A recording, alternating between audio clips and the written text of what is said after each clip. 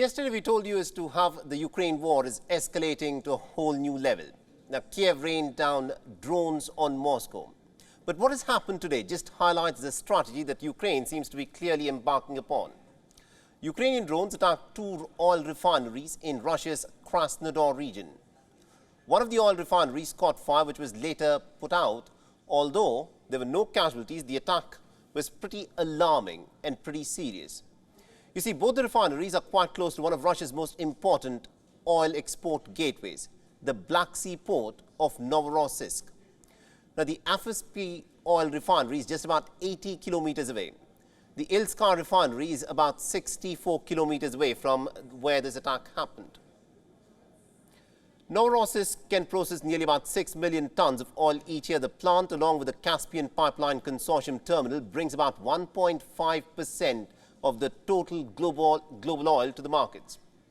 Now, attacks so close to a key port are a major blow to Russia. Ukraine, as expected, has denied any involvement in these drone attacks, but of late, attacks deep inside Russia have been intensifying.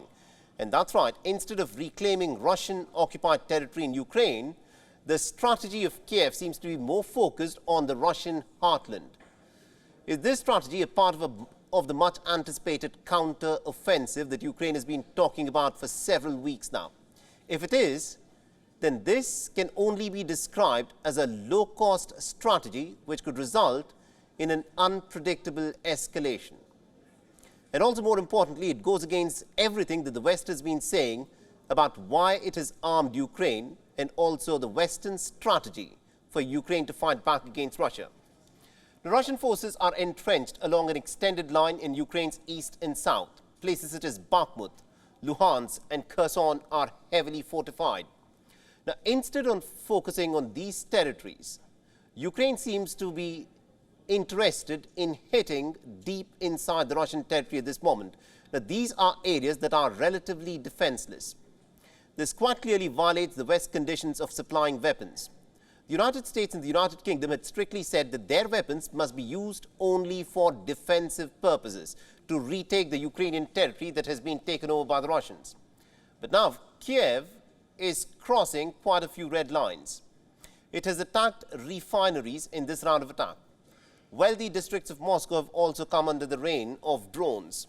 A few weeks ago, Kremlin was also targeted on the 3rd of May.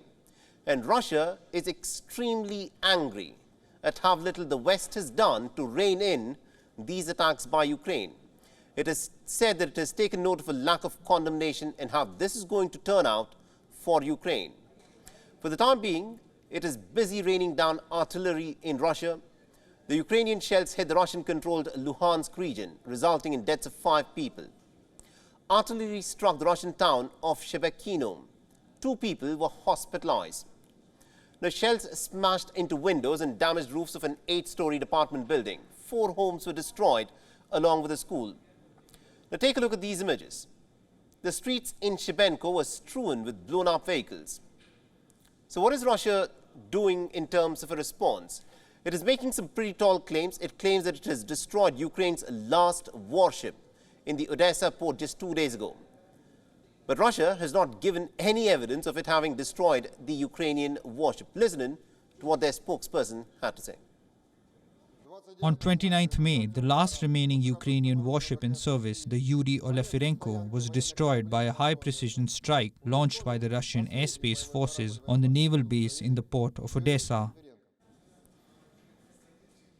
Now, this is Russia's side. Ukrainian Navy has declined to comment. It says that it won't respond to Russia's assertion. It does not want to disclose its losses in the war. The Ukrainian skies remained relatively quiet on Tuesday night after 24 hours of heavy attacks. There were no major air raids that were reported. However, the Russian drone strikes have killed 1 person and have also wounded 4 others in Kiev during the day. And Ukrainian police evacuated 3 orphans from the frontline town in New York in the eastern Donetsk region.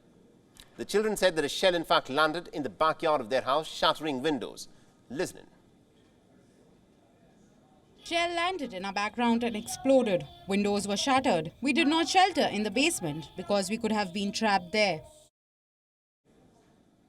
As you can see, air attacks by both sides have intensified as the stalemate continues to endure on the ground. So what comes next?